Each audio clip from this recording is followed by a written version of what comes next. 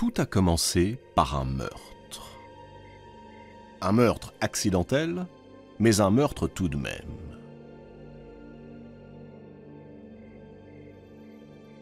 Le soleil décline à l'horizon. Hipponoüs tend son arc. Aucun doute possible. Il ne peut s'agir que du cerf qu'il pourchasse avec son frère, Belléros, depuis maintenant 2 jours.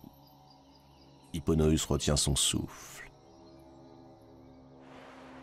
La flèche part. Aussitôt, un cri déchire le ciel.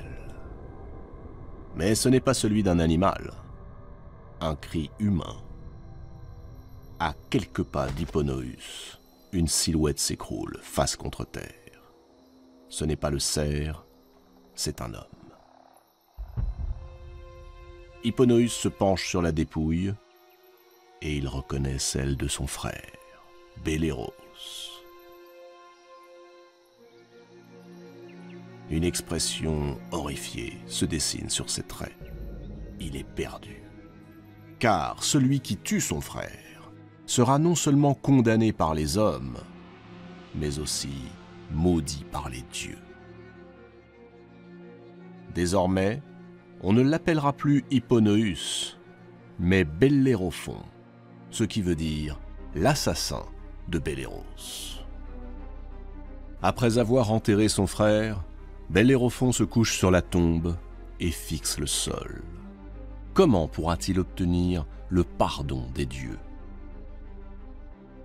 D'autant que là-haut, sur l'Olympe, certains ne manqueront pas de rappeler que ce crime devait tôt ou tard arriver. Qui est Bellérophon, sinon le petit-fils d'un mortel, l'un des plus grands criminels de tous les temps, Sisyphe. Sisyphe le roublard, Sisyphe le menteur. Pour le punir de ses mauvais tours et de ses mensonges, Zeus l'a condamné à pousser un énorme rocher jusqu'au sommet d'une colline d'où il retombe sans cesse. Bellérophon rêvait d'aventure.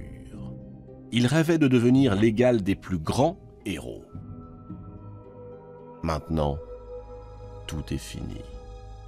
Il ne lui reste que l'exil. Bellérophon regarde une dernière fois les murailles de Corinthe, la ville où il est né. Cette ville où règne son père Glaucos, cette ville dont il est prince. Il sait que les portes lui sont désormais fermées.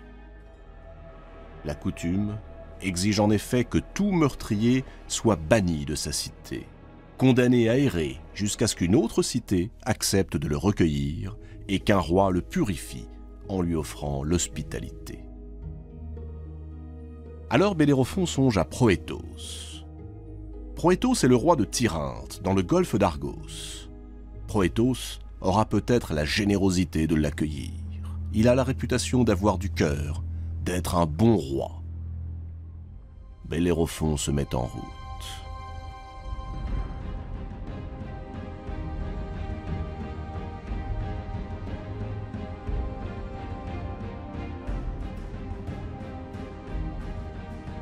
Ému par le récit que lui fait Bellérophon de la tragédie qui l'a frappé, Proétos lui offre en effet de résider dans son palais.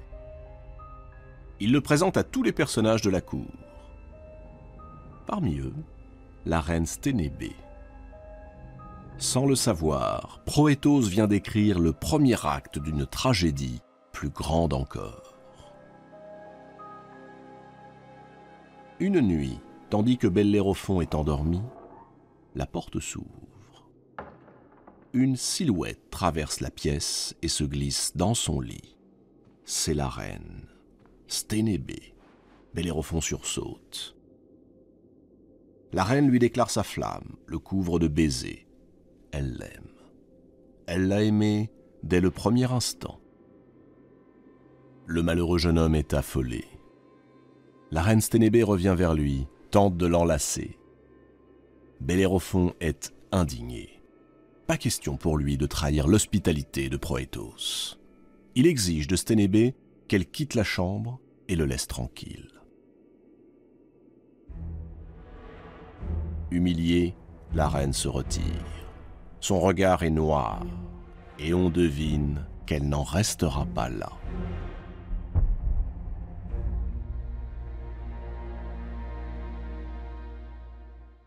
Le lendemain, la reine Sténébé accuse publiquement Bellérophon d'avoir voulu la violer. Le jeune homme abonnier tout l'accable.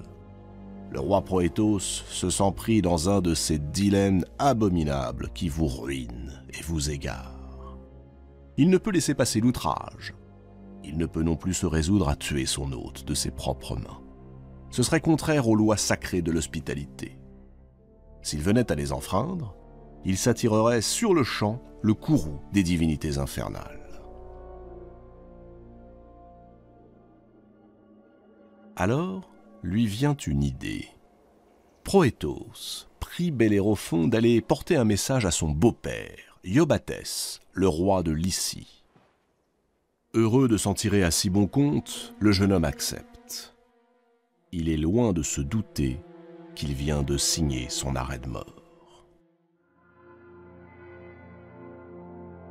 Quand il arrive à la cour du roi Iobatès, Bellérophon est reçu avec bienveillance. Les 9 premiers jours se passent en fêtes et en festins. Ce n'est qu'au 10e jour que Iobatès se décide à décacheter le pli dont Bellérophon est porteur. Ce qu'il y découvre le plonge dans le plus cruel embarras. Proétos a écrit ceci. « Je te prie d'ôter de ce monde le porteur de cette lettre. Il a essayé de violer ta fille, qui est aussi ma femme. » Mais à son tour, et pour les mêmes raisons que son gendre, Iobatès répugne à châtier Bellérophon. On ne peut tuer un hôte sans offenser les dieux. Il faut pourtant qu'il trouve une solution. Alors, il propose à Bellérophon une mission. Tuer un monstre redoutable qui depuis des années infeste son royaume. Un monstre né des amours des démons les plus cruels des enfers. Une créature malfaisante, dotée de 3 têtes. Une tête de lion, au regard avide. Une tête de bouc qui crache des flammes. Et une tête de dragon, au souffle de feu. On l'appelle la chimère. Bellérophon accepte. Il n'est pas conscient du danger. Il voit là l'occasion de prouver sa valeur. Il attend ce moment depuis si longtemps. Depuis son plus jeune âge, il rêve de devenir un héros. Entrer dans l'histoire, être chanté dans les légendes, devenir l'égal de son modèle, Persée, ce demi-dieu né des amours de Zeus et qui avait gagné la gloire en tranchant la tête de l'affreuse Gorgone, Méduse. Il lui faut trouver le moyen d'attaquer la chimère sans être dévoré par les flammes. S'il tente de l'approcher par derrière, il sera à coup sûr balayé par sa queue gigantesque. Bellérophon décide de consulter un devin. Ce dernier lui déclare qu'il ne pourra vaincre le monstre que par les airs. Et pour y parvenir, une seule solution. Capturer et dompter Pégase, le fabuleux cheval ailé, le cheval blanc aimé des muses et réputé indomptable. Pégase. Enfin, Bellérophon va marcher pour de bon sur les brisées de ses héros, les valeureux Persée, Jason, Orphée, Héraclès. La rumeur, poursuit le devin, laisse entendre que Pégase vivrait avec les muses sur le mont Hélicon. Bellérophon fouille la région de fond en comble et ne trouve aucune trace du cheval. Il parcourt les routes et les forêts. Toujours rien.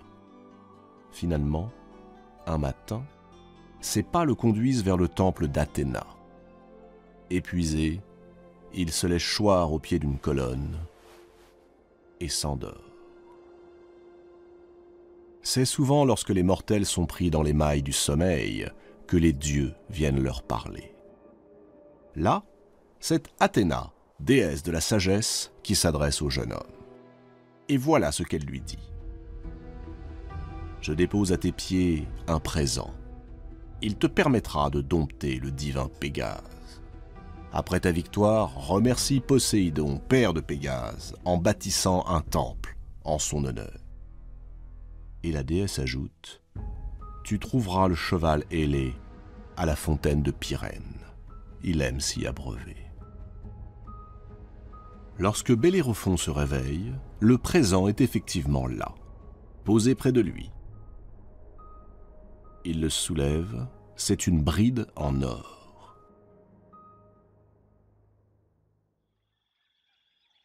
Bellérophon reprend la route vers le lieu indiqué par la déesse, la fontaine de Pyrène.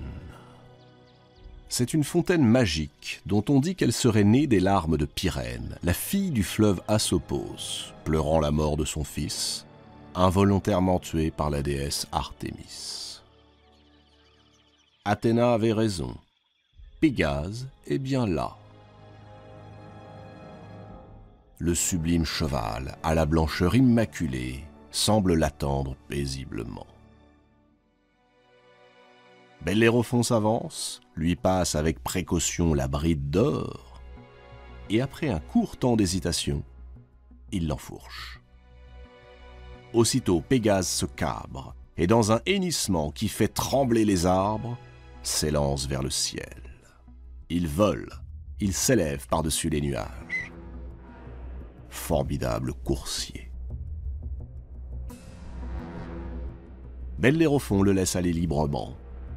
Pégase emmène le jeune protégé d'Athéna vers l'antre de la chimère.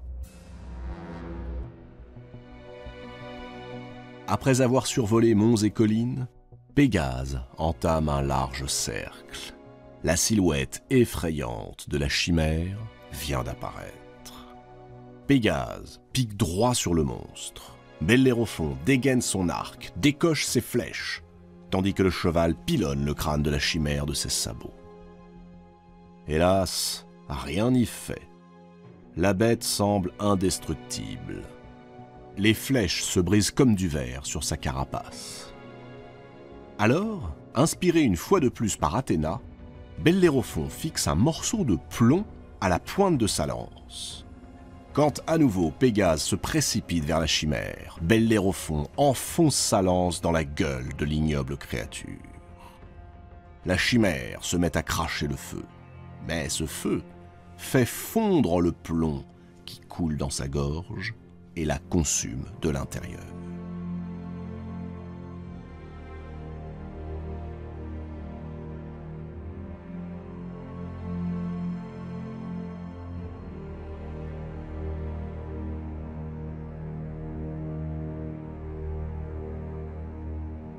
Le combat est fini. Bellérophon peut rentrer victorieux au palais de Iobatès. Le jeune homme est fêté par la foule comme un libérateur.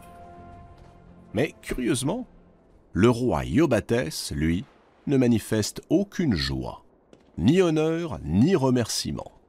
Il semble même contrarié. Et pour cause. Il faut que Bellérophon paye l'outrage fait à son gendre et à sa fille. Bellérophon est donc prié d'aller combattre de féroces guerriers, les Solimes, un peuple connu pour sa cruauté et sa sauvagerie. Le jeune homme repart. Plus rien ne semble lui faire peur depuis qu'il a réussi l'impensable, tuer la chimère.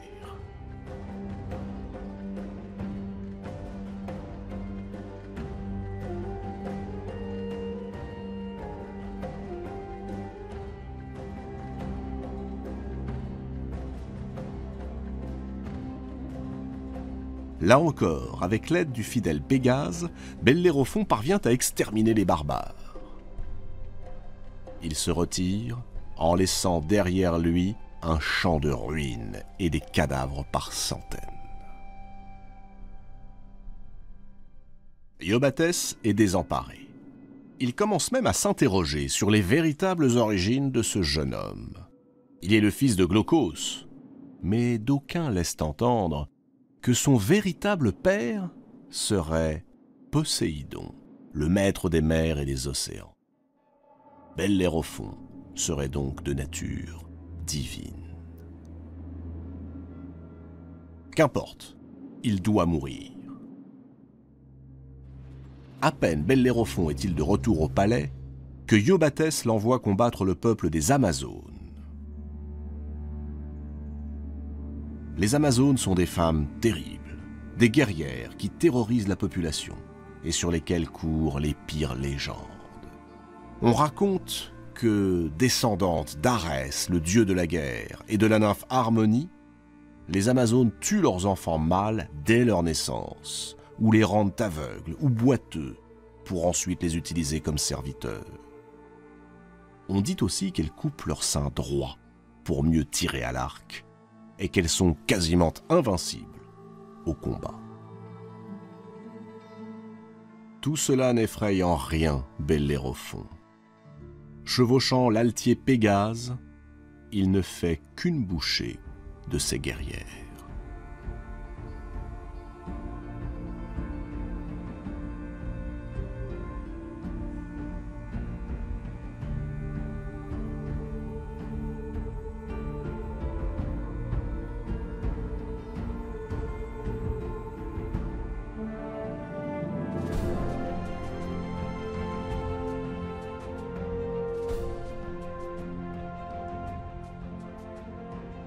À son retour, le peuple de Lycie est en délire. Des louanges fusent de toutes les lèvres. Seul Iobatès conserve un visage sombre. Non seulement le roi n'exprime aucun remerciement, mais il lui envoie cette fois-ci ses meilleurs soldats avec ordre de l'arrêter et de l'éliminer. C'en est trop. Bellérophon tue les soldats du roi et se précipite chez Iobatès avec la ferme intention de lui réclamer une explication.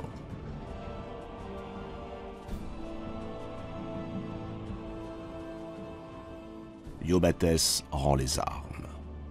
Il est maintenant convaincu que Proétos a dû se tromper au sujet de la tentative de viol de Sténébé.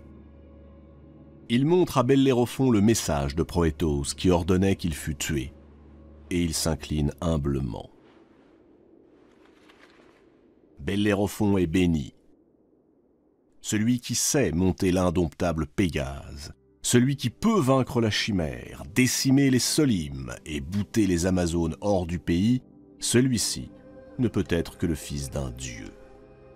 En lui coule, à n'en pas douter, le sang noble et puissant du divin Poséidon. Et Iobatès va plus loin. Pour prouver son admiration, il offre à Bellérophon sa propre fille en mariage et il le désigne comme son successeur. La rumeur se répand aussitôt à travers toute la Grèce. Bellérophon est bien un demi-dieu, le fils du dieu Poséidon, le frère du grand Pégase.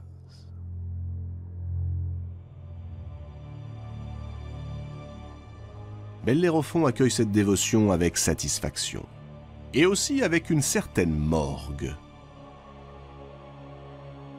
Son ambition se trouve enfin rassasiée, son orgueil comblé. Mais il faut néanmoins que Sténébé, la perfide qui l'a injustement accusé de viol, soit châtiée. Et c'est Pégase qui va s'en charger. Pégase s'envole pour Tirynthe, où la reine, apprenant l'échec de sa machination, a décidé de s'enfuir. À la nuit tombée, elle quitte le palais. C'est à ce moment qu'arrive Pégase. Il propose à Sténébé de la prendre sur son dos. Sténébé accepte. Pégase l'entraîne alors vers la mer. Mais une fois au-dessus des flots, il se cabre violemment. La reine, affolée, tente de s'accrocher à sa crinière. Pégase rue, hennit, se cabre à nouveau. Et cette fois-ci, Sténébé bascule, irrémédiablement.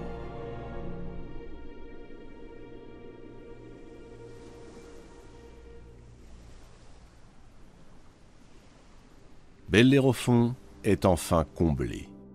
Son épouse, la fille du roi Iobatès, lui a donné 3 enfants, et il règne maintenant sur la Lycie. Pourtant, il va commettre une erreur fatale. Plus ses exploits sont mis sur le compte de sa parenté avec Poséidon, plus Bellérophon se sent rabaissé, humilié.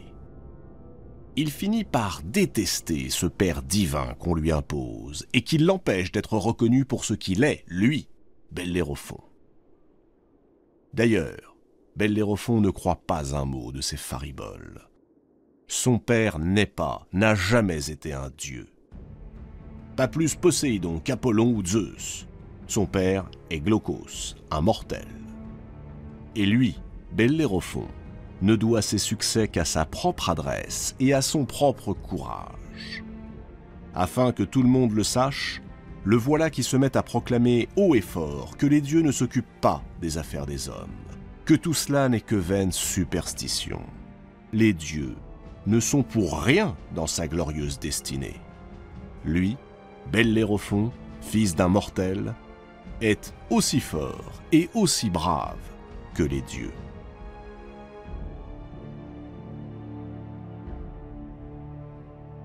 Les prêtres tentent de le calmer. Ils le supplient de retirer ses paroles blasphématoires. Bellérophon entre alors dans une rage folle. Il saisit une masse et renverse une à une les colonnes du temple de Poséidon. « Les dieux ne sont rien, répète-t-il. J'ai triomphé seul. Seul, m'entendez-vous? Seul. »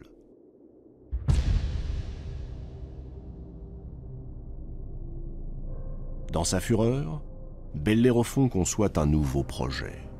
Un projet fou entre tous. Puisqu'on l'honore comme un dieu, alors sa place est parmi les dieux, sur l'Olympe, avec les immortels. Il enfourche Pégase et s'élève dans les airs, en direction de l'Olympe. Ce sera son dernier voyage. Car les dieux aiment bien les héros, mais à condition qu'ils acceptent de ne pas franchir les limites imposées aux humains.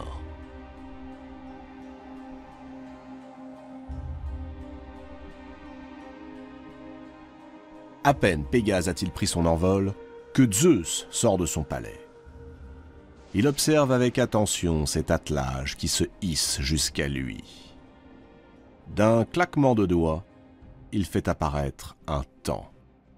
Un taon qu'il lance à l'attaque du magnifique et invincible cheval blanc. Le fidèle Pégase, excité par le taon de Zeus, s'emballe, virevolte, se cabre, et Bellérophon est désarçonné. La chute est vertigineuse. Le choc redoutable.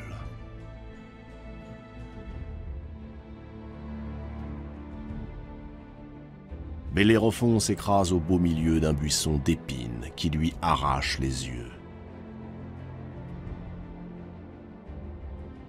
On le croit mort, mais il ne l'est pas. Zeus ne l'a pas voulu. Le roi des dieux estime que la mort serait bien peu de chose au regard du péché d'orgueil commis par Bellérophon. Lorsque le jeune homme se relève, il est aveugle et il boite. Éperdu, hagard, il s'engage en claudiquant sur le premier chemin qui s'ouvre devant lui. Nul ne sait où Bellérophon s'est rendu, ni comment il a fini ses jours. On l'oublia. Et jusqu'à aujourd'hui, plus personne n'a entendu parler de celui qui voulut à tout prix rester dans les mémoires à l'égal des héros et osa se prétendre l'égal des dieux.